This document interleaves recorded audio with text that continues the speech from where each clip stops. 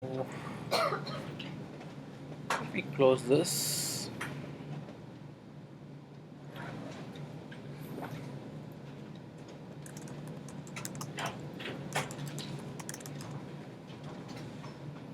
We're going to create a simple login app, so which is going to check username password. If a username password matches some condition, it's going to display another activity as if it looks like it looked like login went well, or maybe something like that. So next.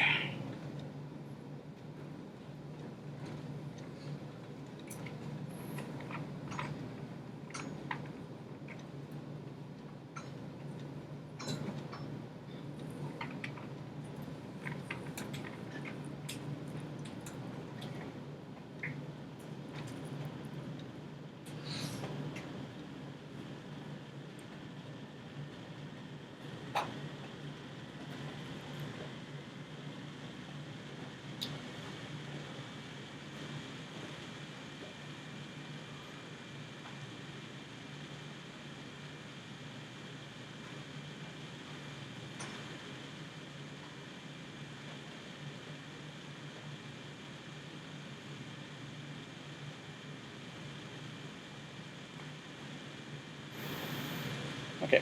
Whenever you create a new project, make sure you end up seeing this perspective or file system. You should be given a 3 folders inside an app folder, and a configuration script such as Gradle script contains, especially the second one contains your versioning. For example, uh, your minimum SDK support on target SDK and all this stuff.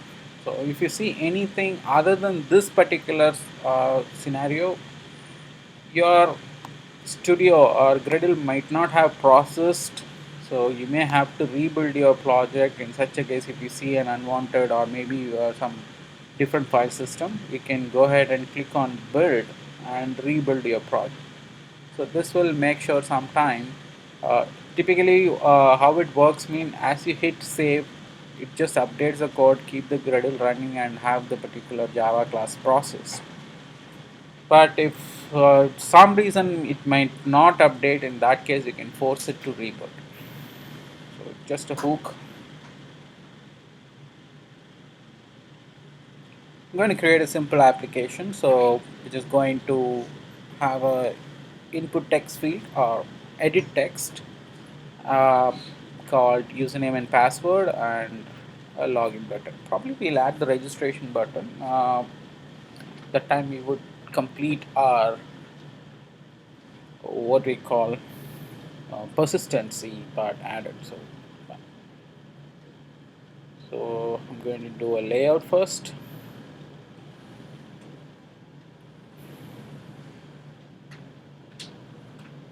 This time I'm going to keep the constants in a declared in the separate file. I'm not going to hardcode anything. So this is the default layout what I'm getting.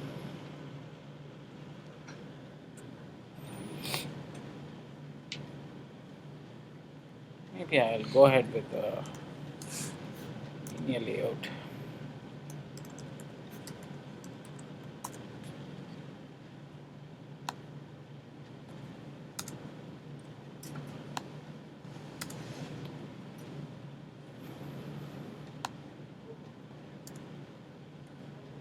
The additional thing which I feel not required. Since it is a linear layout, I'm going to keep orientation set to it. Fifth thing you should notice in this point, so there is a linear layout exists right now. It doesn't have any child nodes or widgets in place. Let me keep an edit text.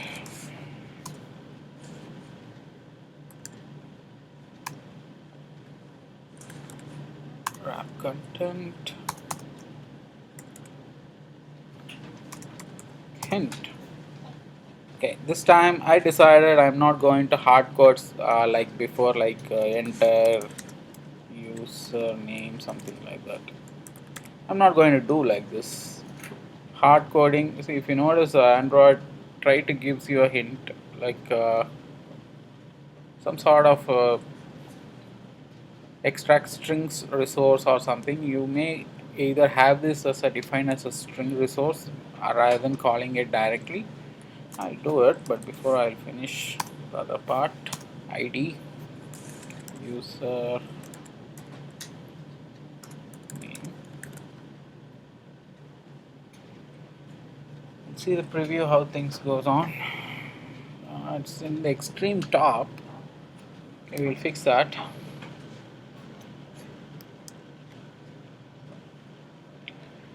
I'm going to do some sort of,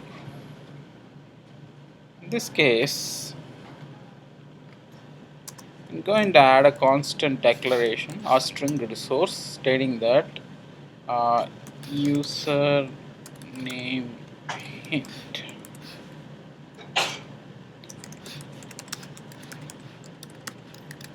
So I created a string resource in the strings.xml file, and I'm going to refer it here.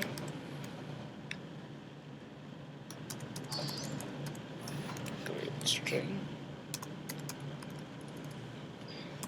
username hint. This is the right approach. If you have anything to be displayed, any text you want to put, it is recommended to keep it in the string.xml file and refer it directly from there. Because keeping the constant away helps us to maintain the code modular, and of course it also helps us to add a language support. For example, this application you are supporting English language, you want to issue a app which is Spanish supported or any other approved languages supporting anything you want to add, you can define various string resource file and have a separate mapping for the respective languages. So if we have the constant separated and given in the string resource file, it helps us to keep not only modular, it also helps us to maintain a language support. We will see in one of example how to add a multiple language support, but as of now, anything comes, I'm going to add it in the string resource file. I have my resource file first created. All required constants created. I'm going to need string resource called password hint.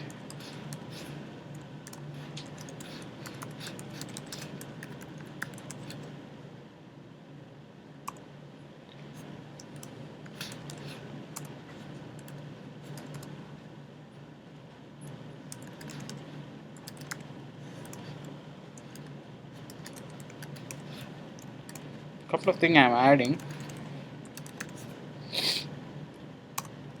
You may be getting to know where I'm going to use them.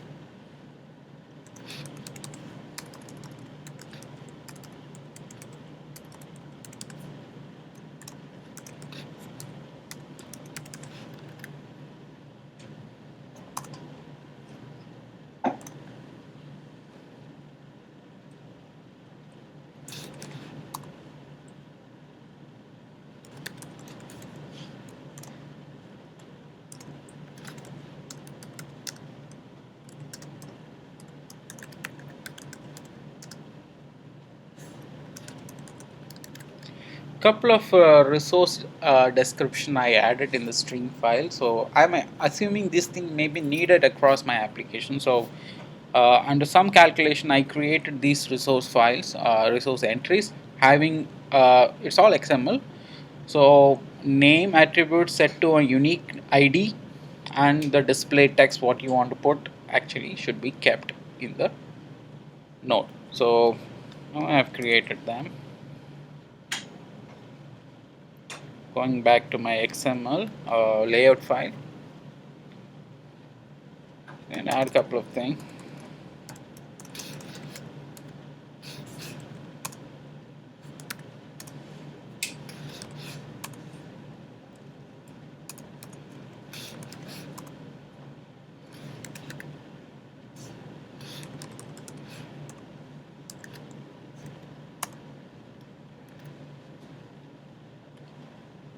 This will make sure an username text and because the hint will disappear as users start typing it. So for that time I may not be knowing for what purpose the edit text are there. So same like the placeholder disappears in HTML as users start typing. So it is better to have a label, or in this case text view, which describes the below edit text is for which purpose. So still things are not good, but let me first finish, then I'll think about adding margin or whatever.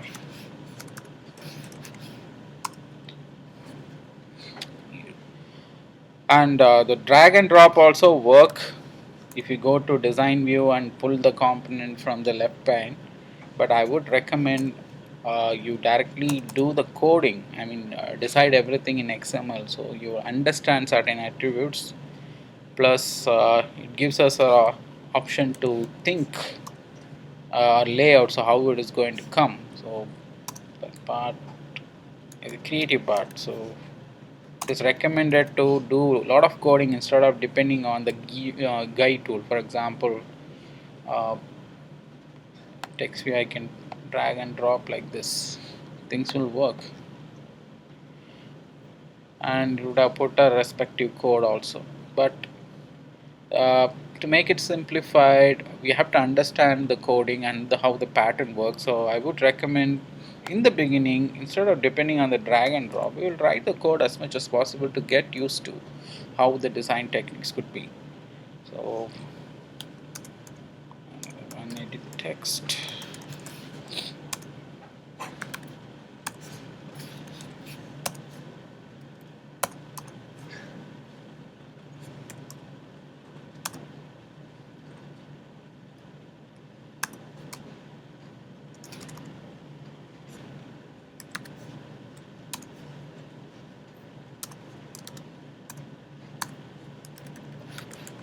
Remember, I am putting ID only for those widgets which I may feel I may have to use them in runtime.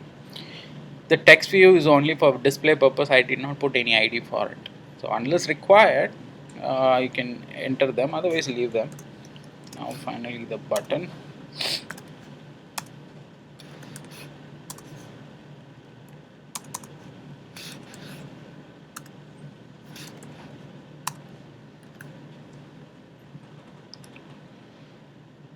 Single. I mean, maybe this is what we wanted to see, but a pretty simple design. So a username, password field, everything has been given, but we have to make it little. I'll put it into a center.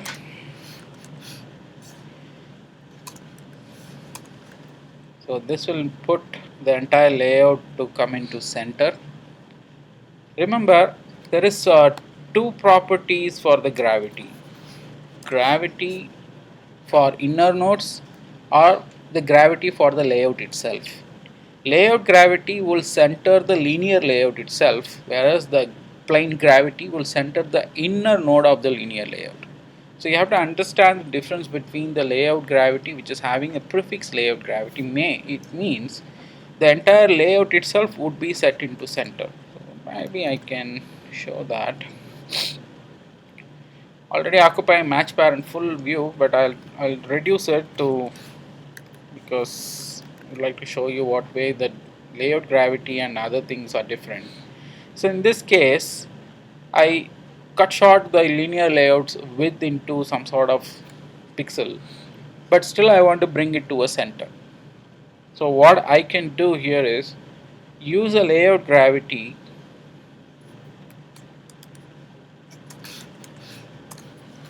to center. This will bring your layout itself to a center. So when layout itself come to a center, any inner component is obviously going to be in the center. In that case, this gravity won't work, because the center in this case applicable only for this direction So because the upper and bottom side direction had the space given, so it could put it into this direction center, but I'm not sure about this center because layout itself ends within one particular size. So where the layout gravity needed or where the plane gravity needed, you have to understand. The layout gravity will put the entire layout itself into a specific direction, either left, right, bottom or something. Or this kind of one, for example, plane gravity, which will be applicable for uh, the inner nodes respectively. This I'm going to put it back to match parent. Similar thing, margin and layout margin, both is having same understanding. Margin and outer space given to layout, and layout margin, it's with respective to the layout itself. So margin, when you put, the inner nodes will have some sort of outer margin, whereas the layout margin will put the margin to the layout itself. Okay, let's see how things goes on. Okay, let some sort of layout margin, say some 20 dp. So if you notice, I've used a layout margin, the layout itself got retracted, and this has been put here. I'm going to use a plain margin here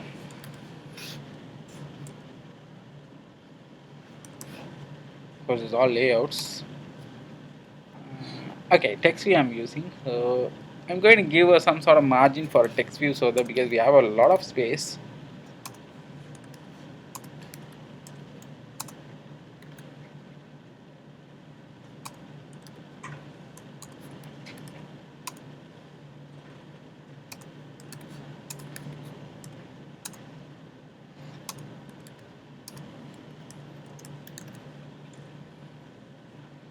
Slightly spacing has been given. So the user let user enter the username, password, something. So we can click enter at the end. I feel the text not necessary to carry this.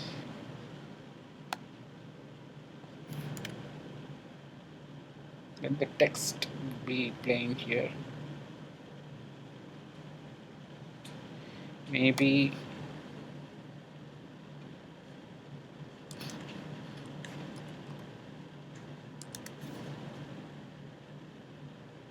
layout margin left I'll give. Left alone give a 10 dp.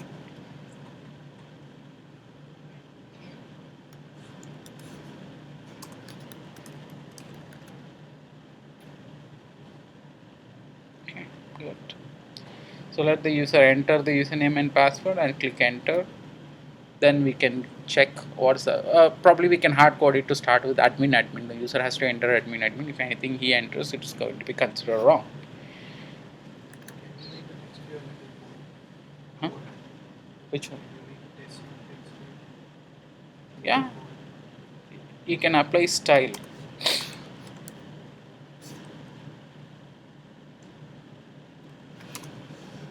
Bold.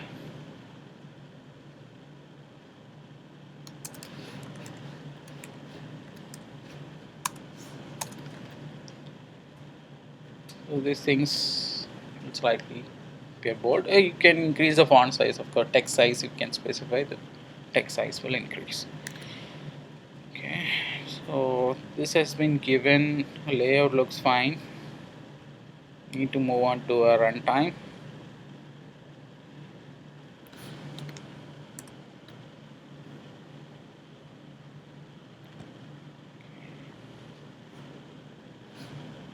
So time to initialize them. I hope I just would like to verify whether I have given everything. I think button I've been given the ID. Given name enter itself. Uh, one of edit text being a password type. We do that in HTML. We define the type attribute to set to text or password. In this case, input type I can set to text password. So the star, so user as he enters, it won't display, so it will put a star something. So it looks like a password. And this edit text, sorry, not the password, it's a normal text. This is a default one, you don't need to put, but you can still put. This will control the software keyboard which is popping in your phone, because emulator I'm not going to see. If you are using in the real phone, the software keyboard will have a text capability. If you put a number, the software keyboard will pop up only with the numbers, so user cannot type text information. So this will guide the specific edit texts what kind of a software onboard keyboard should pop up. So you can control that as well. So in this case I'm going to keep just text, or you can specify various things. Email is also there, text email address. Will make sure the @ symbol put for you, so that as the user type, that @ symbol would be on board. So I mean in the board itself, instead of clicking some additional button, see the special characters, these things will be displayed directly. So those things, so we have defined and helped the Android compilers to pop up specific keyboard. I'm going back to coding in Java. I may have to initialize two edit texts. So user name,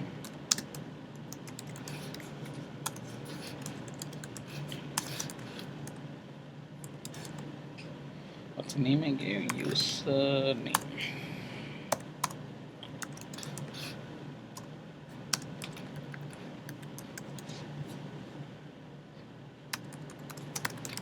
Maintain some sort of convention.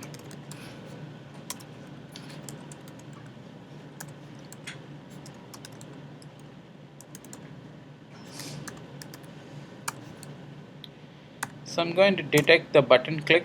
So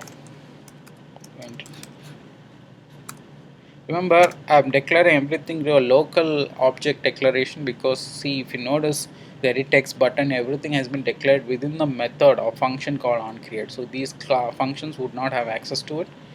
We'll see if at all required, then we decide.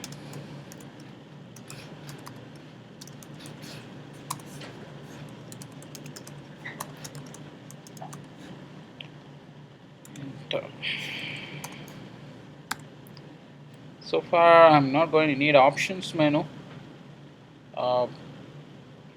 Anyway, I'll keep it what I'll let you know what is options menu, then we'll manually create from the scratch rather than having these things predefined. Before making sure, I would like to run my code and see how things goes on. So okay, let me have my, I'm going to make this to plain activity instead of action bar activity, but first I'll run what is action bar activity, we'll see, then we'll go ahead putting a default activity in place.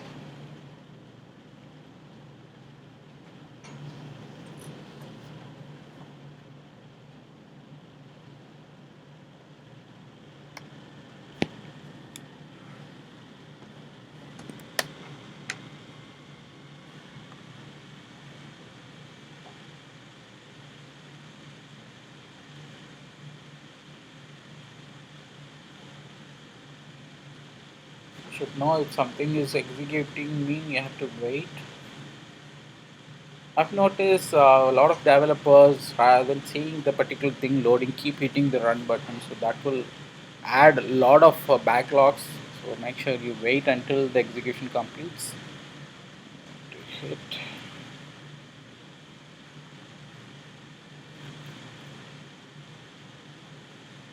Okay, so this is what the top, the black area is called action bar, and has a menu that is called option menu with some sort of dots and vertically placed. This is option menu, and this is called action bar. But we will write them from the scratch instead of depending on this directly. So I'm going to make it just activity, even though if I get rid of the menu, because unless I require it, I'm not going to use it.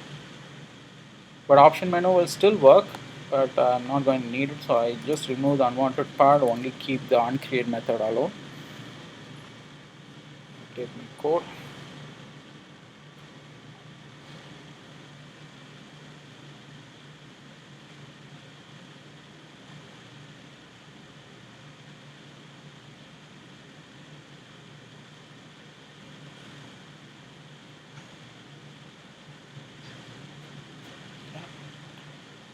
Since there is an option to bring your software keyboard, I'll show it in the next exercise how to bring the software keyboard, because for testing this device does not pop up the software keyboard, but in real device the software keyboard will still appear.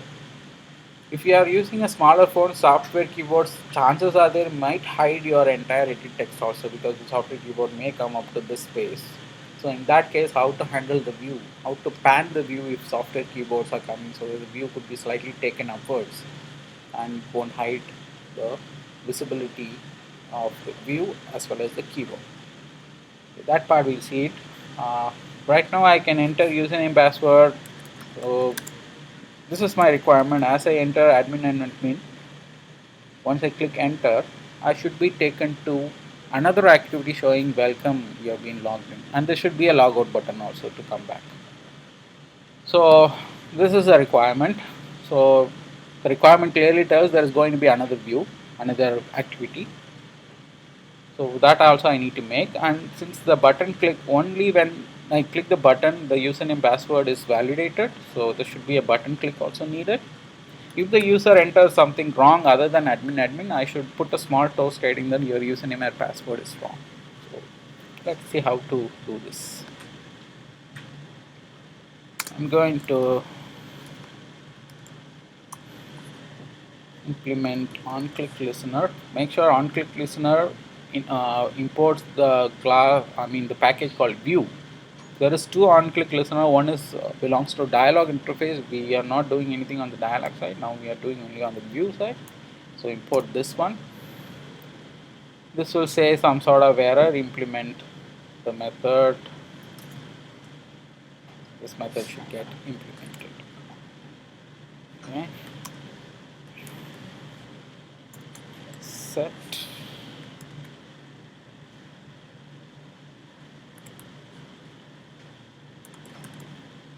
And click listener this. So when the username password is clicked, this will execute this block. Okay. And if I had defined an ID for a button, let me see if ID has been defined for the button. Yes, of course, yeah, there is ID already been initialized. So how stupid I am. Okay, so there is ID for a button. It is recommended to check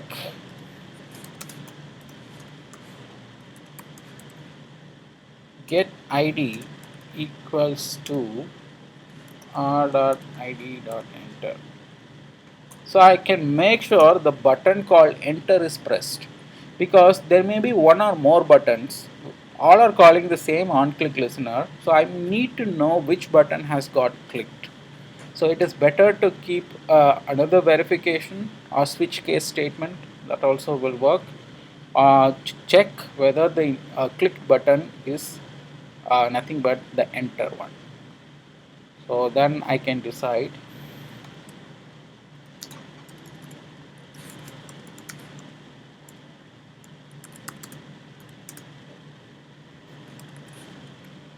username. I need to know what is the user has typed on the edit text, but the problem here is the username and password is local to this particular method alone. So I need to make this as a global.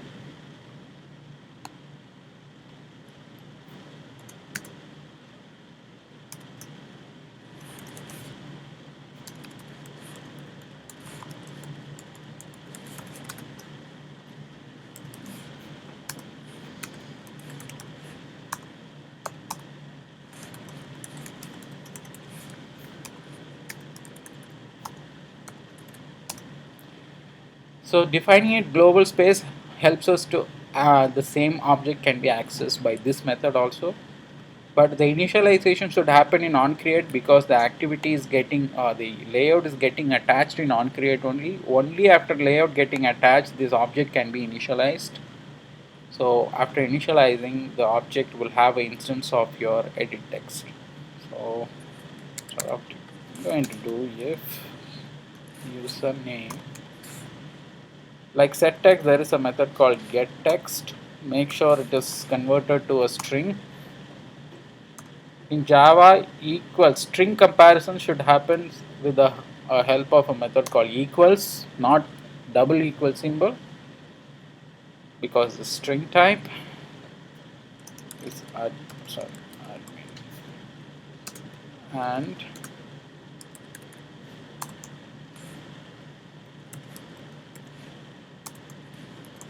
to string equals uh, if username and password entered is admin, then it will allow us so login success. I had to decide about it. If something else entered, I'm going to display a toast.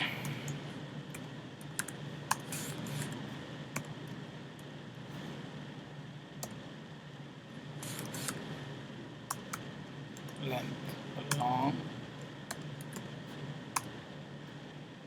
So I can display username password is wrong. I can also use get resources, get string.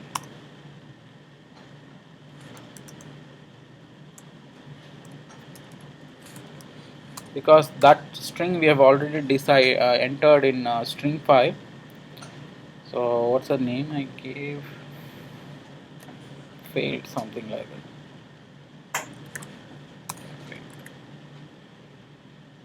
See, I'm not using anything hard-coded value here. I'm just referring the constant defined in the string file by calling get resources, get string, and give the ID of the string. So that will pick the data from there and display. If something goes wrong, it will display username and password is wrong.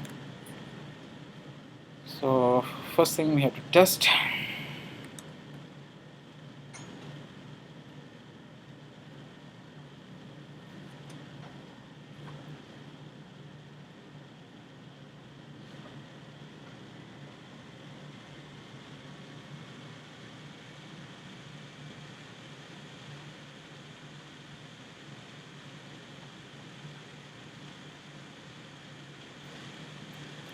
Admin, admin, if I enter, nothing will be shown because I had to write the code. Something else is entered. Let's say username password is wrong. So only when the user enter admin or something, it will allow you to log in. Otherwise, it will put a toast stating a warning stating that your username and password is wrong. So first we have hard coder, later we'll attach a database or preferences like local storage. We attach some persistent engines to save and register option, but as of now a plain test being done. So in edit text, entered value checked as soon as the user click on the button called enter. When the button is clicked, it will execute this particular method because the event listener called onClick listener has been implemented in the very same class itself. So the attachment has happened through set onClick listener this. And before checking onClick, we have to make sure the incoming click button is of type r.id enter because the same one. Because there may be chances are there I may put more buttons. So in that case, if I'm making sure the enter button is pressed and I'm checking what is the currently entered username and password, and if it matches with the word admin, it will allow you to log in. Otherwise, put a toast stating that your entered value is wrong. And I'm calling the text file from the strings.xml where I've defined my string resource name as failed and I've given the name. So the same can be accessed in Java by get resource get string r.string.failed. Then of course the ID. Remember, this should be called as r.string because it is in the string file. Layouts should be called r.layout. Any IDs defined inside the layout should be called r.id. You have to differentiate them, and of course, the time has been defined and everything. I assumed initially username password could be local, but later I felt okay, on-click listener having an on-click method outside of on-create, so which require access to this particular object. So I made sure that's being declared globally within this particular class, so that this object can be accessed anybody by this particular function or this one or that one. So through that I'm checking what is the currently entered username and password. I would recommend keep the global or properly object whatever required. First, try to keep it as a local object. If at all required, change the specifier and make it global. So that's the approach I did. Initially, I declared locally. Then I felt it may need a global access. Then I moved it to. So this will make sure we unnecessarily create a lot of global objects. So we make sure only required object will have a global spec. Okay. Now I need to create another activity. There is an easy way to do it. Right clicking new, clicking activity. There you can select blank activity. There are various options are there, settings and tabbed activity. You can directly go to blank activity and you will be again given another option. In this case,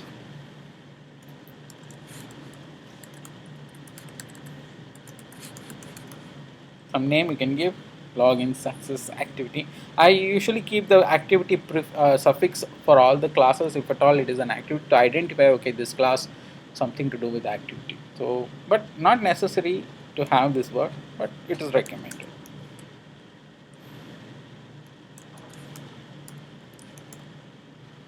It will also create you a layout also for you.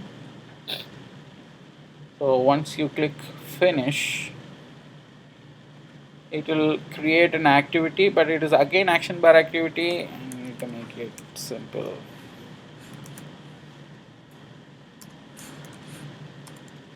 TVT. Okay. And this XML. And it not only does this job, if you notice the manifest already have few more entries added. The activity login success activity name is also got added. So it did three jobs same time. First, it created a Java class having a name login success activity, inherit everything from action bar activity 1. Second, it created a layout file for this corresponding activity. Third, it entered the entry or the name of the activity in AndroidManifest file. So it subsequently did the three jobs, but I'll also tell you how to manually do.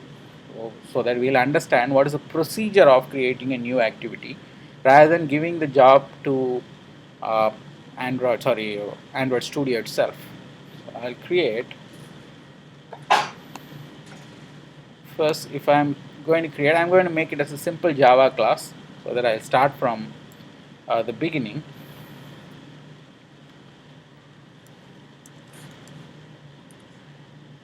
Just I'll name it as a login activity because it's already been created. It will just create a simple Java class,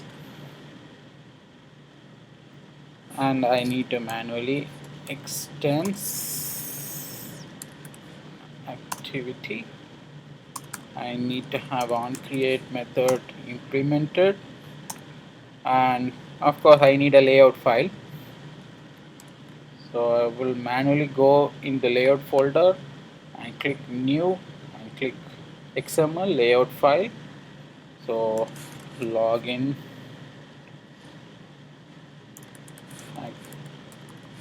activity something. Okay, let it be linear layout finish. It will simply put a linear layout alone. Then I come here again,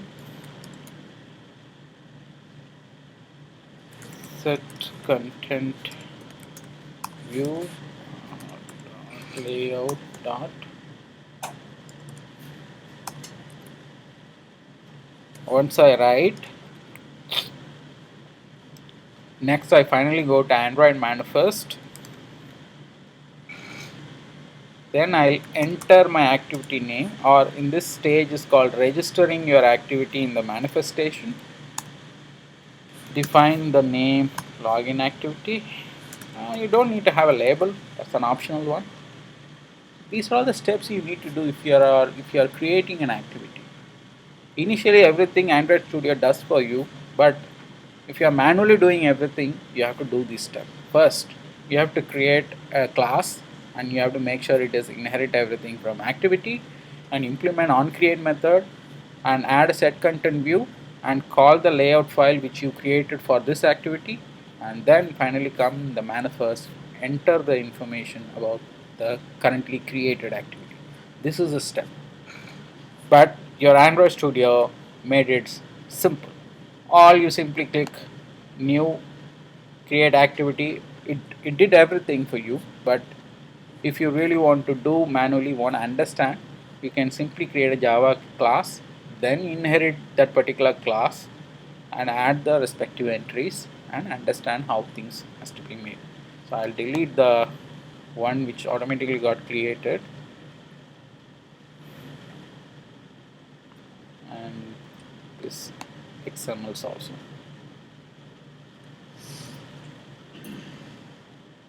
And manifest also I remove the entry because that activity is no more.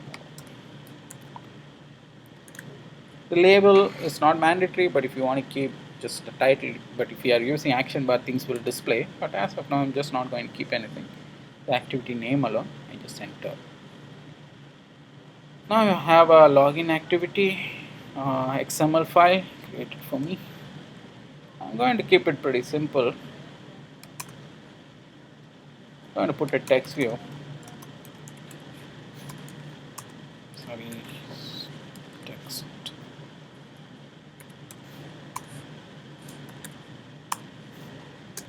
It's a bigger one.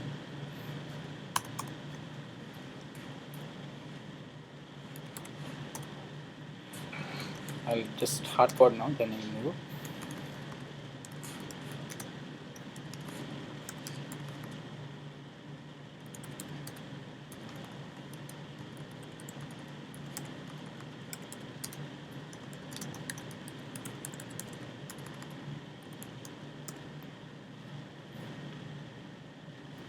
Make a text style to go itemized or italic one, and text size will blow up slightly because we have a plenty of space. The unit for text is SP. See how things look. Okay. See, the whole text view occupied, but the text view is always on the top.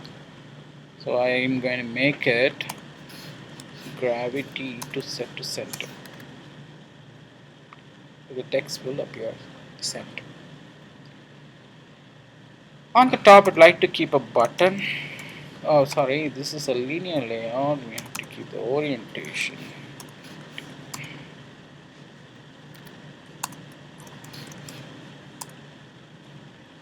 Match bound.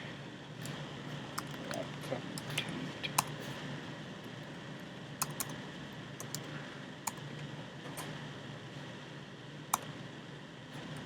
Say back.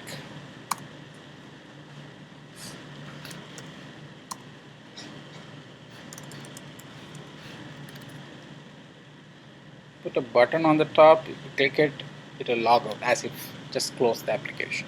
So I'll put one more button.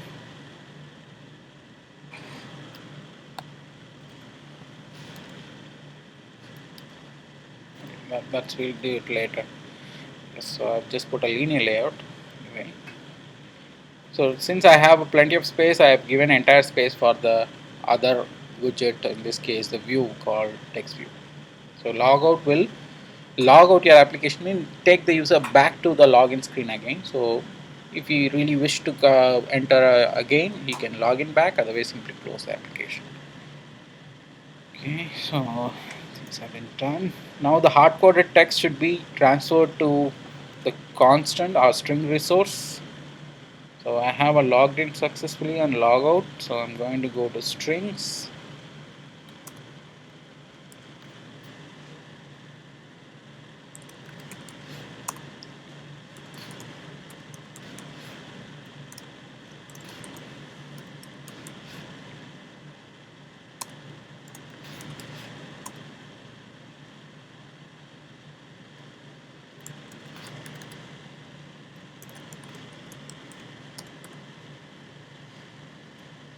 Something success confirm.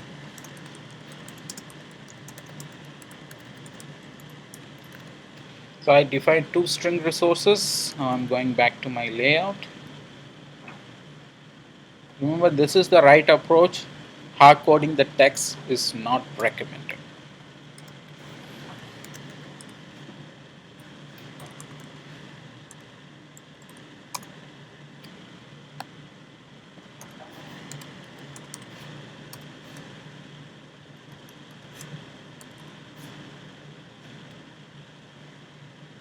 What name I gave?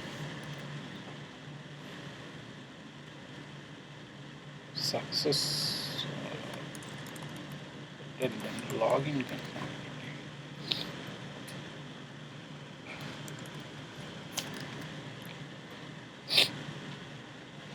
Okay. So now I have added a new activity and I added subsequent layout file also. I added the entry in the manifest. So whenever you create a new activity, you have to make sure you add these entries in the manifest at the end. Otherwise, it cannot be used or it won't work. But still, we are not done yet.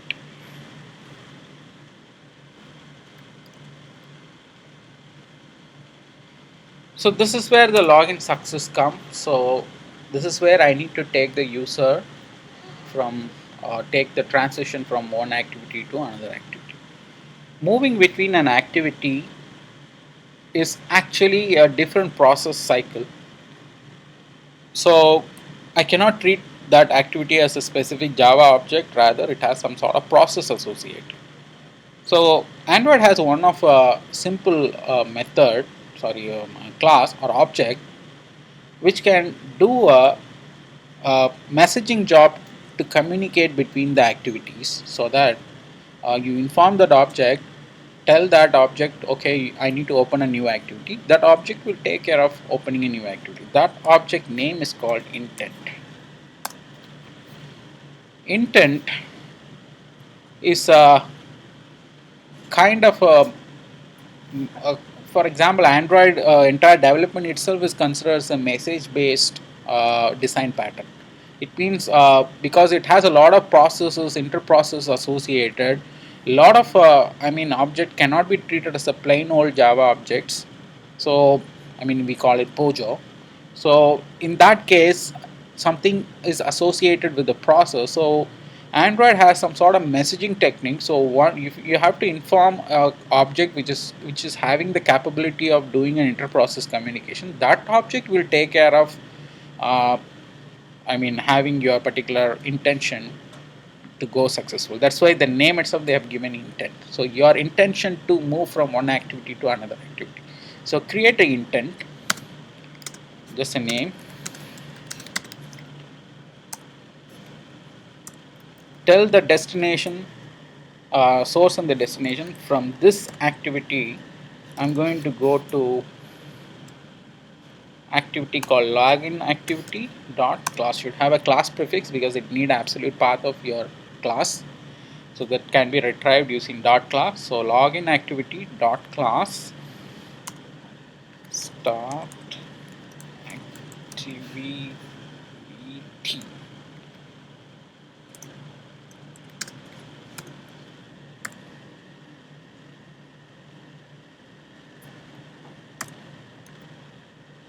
Okay.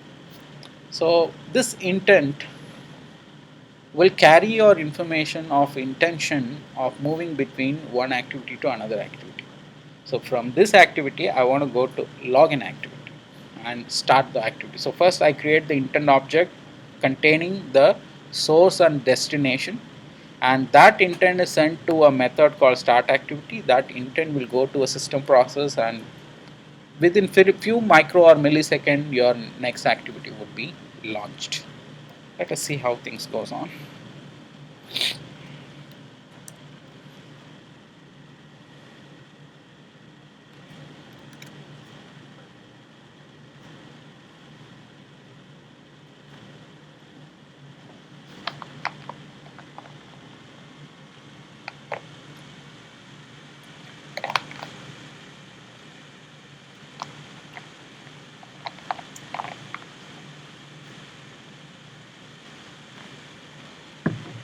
Let me enter something. First I want to make sure it is still working. Okay, so I have to enter admin. Once I entered, if you notice, the second activity loaded. And what happened to the first activity?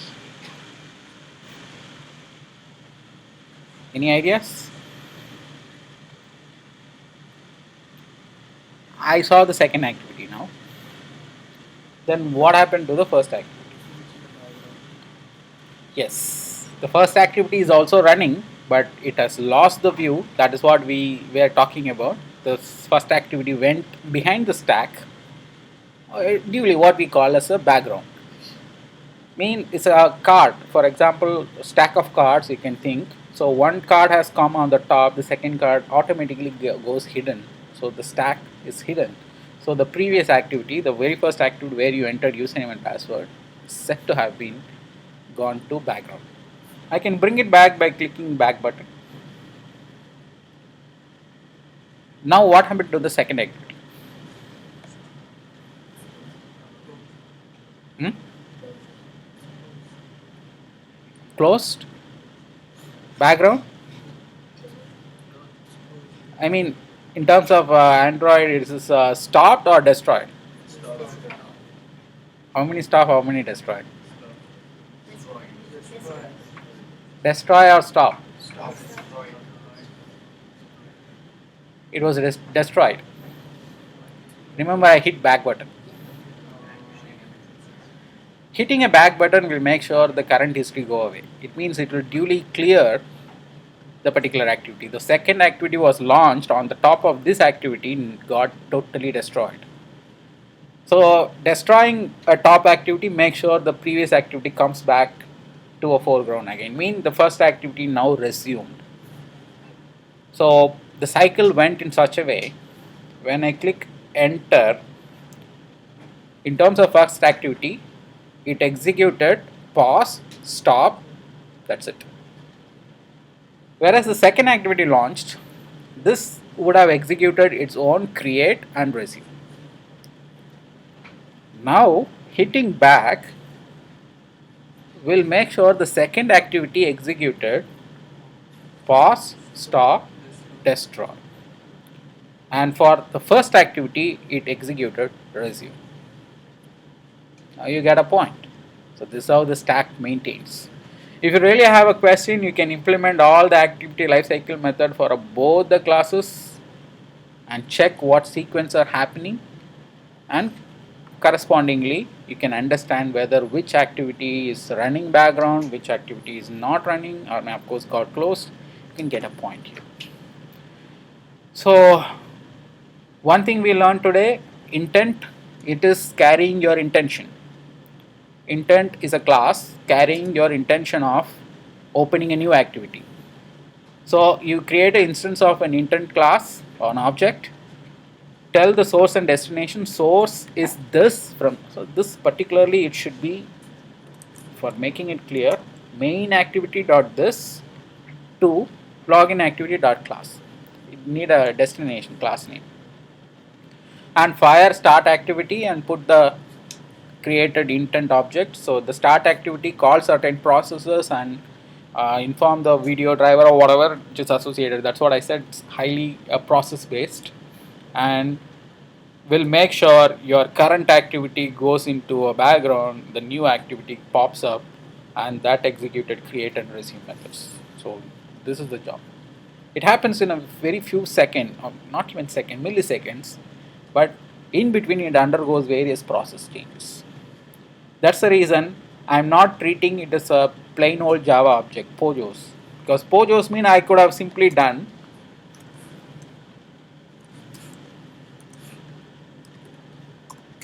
simply I would have initialized, my job would have been over. But it is not, because it has something to do with the process. Android has to do certain processes in between. So that's what the process is, nothing but it has to resume, and of course it has to execute pass, stop, and not certain life cycle methods, and the new activity has to execute some methods. So certain processes it had to do. So that's the reason I'm using intent. A message based object carries my message, taking the source and destination information of my activity, and finally tell the intent to Android system, and that does the job. Your Android system will respect your intent only if it has the entry in the manifest defined. Otherwise, this part won't work. I do it, I just remove the entry. Now I am trying to fire my intent.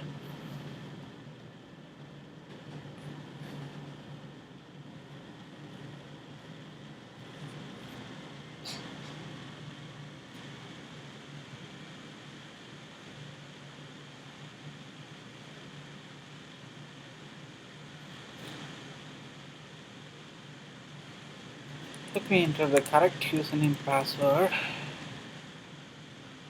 This is world famous ANR, Android not responding error, exception error. Unfortunately, simple login app has stopped. Okay, so time to investigate what made it wrong. So if you do not identify what's the error, because I knowingly remove the entry, but how to debug it, how to find it. Typically your log should display something, but I can get a detailed information in Android device monitor. Open that.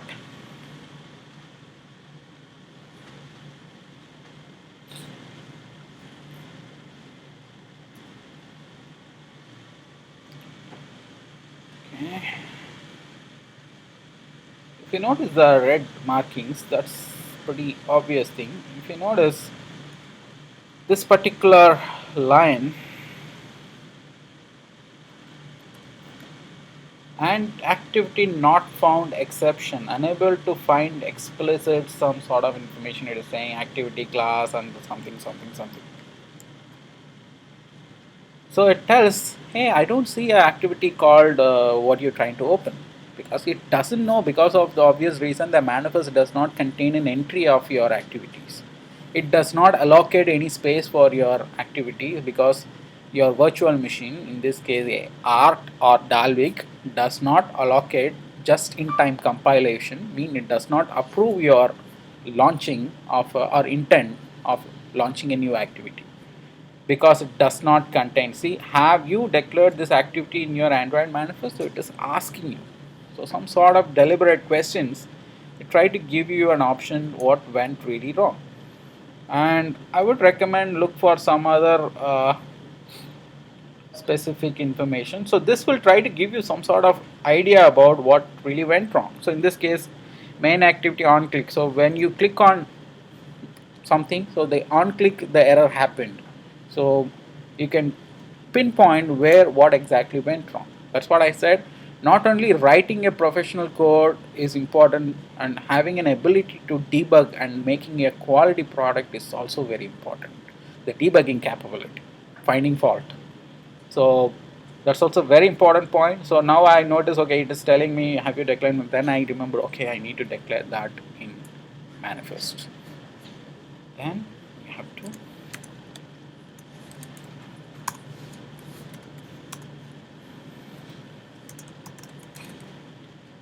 this is the manifestation. Manifest, as we know, manifest is the entry point for your compilers to identify what all the processes are there for your application.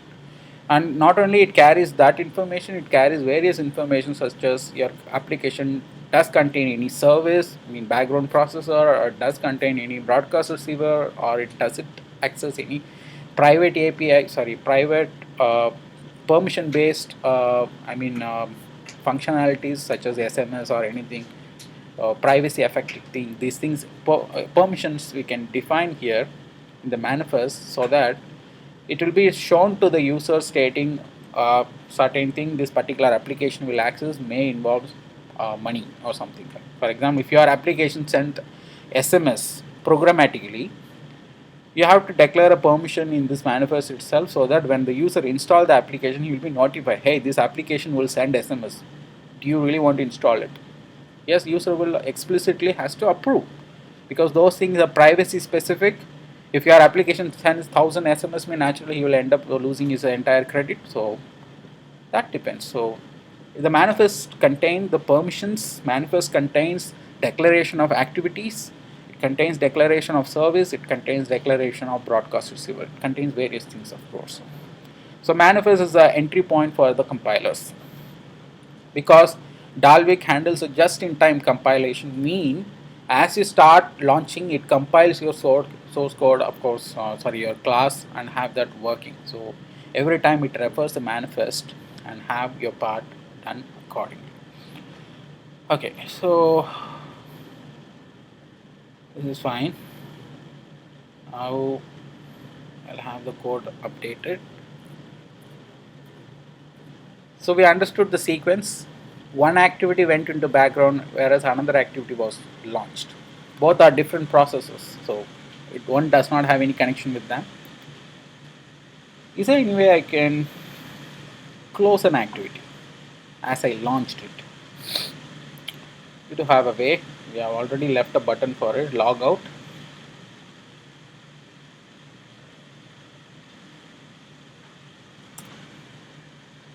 I'm going to call on click directly here.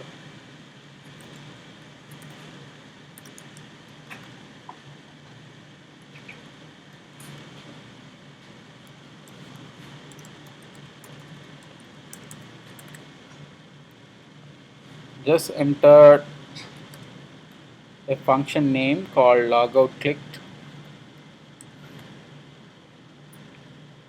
Go into login activity and write the function.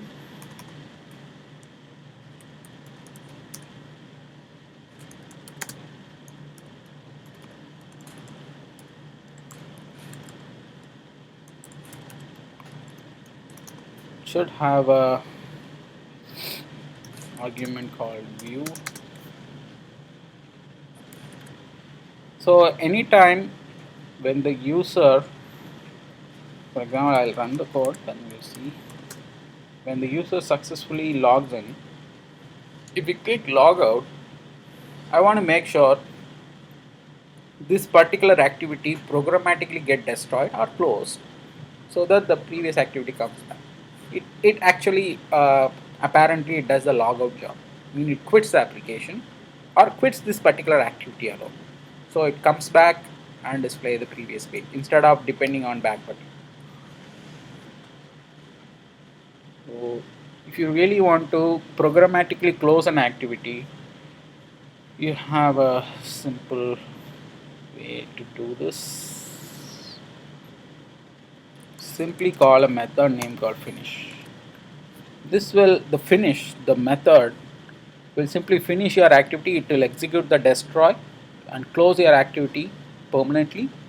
Any closing activity will bring back, if any previous stack is there, make it visible. So automatically the previous activity will come into foreground. So let us update the code, run.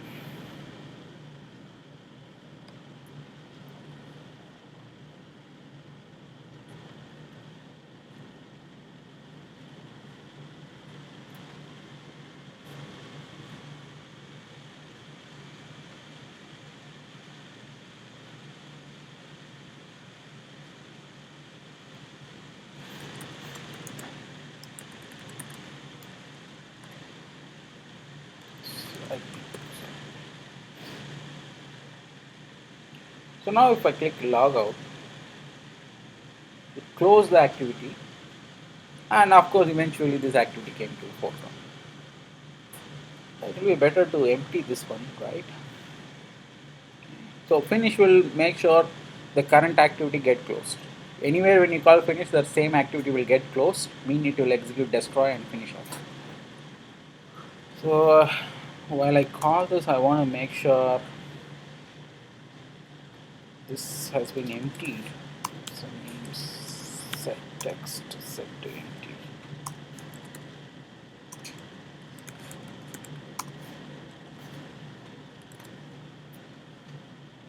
So this will make sure that thing emptied, so the user has to type it one more time.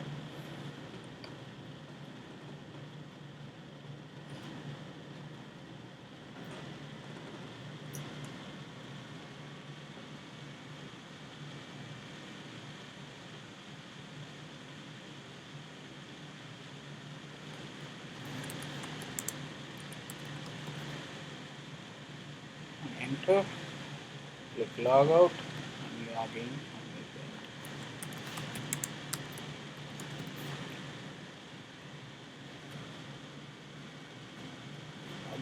So you can create, for example, in this case, I'm going to hit home button. Now if I try to open my application, which activity I will see?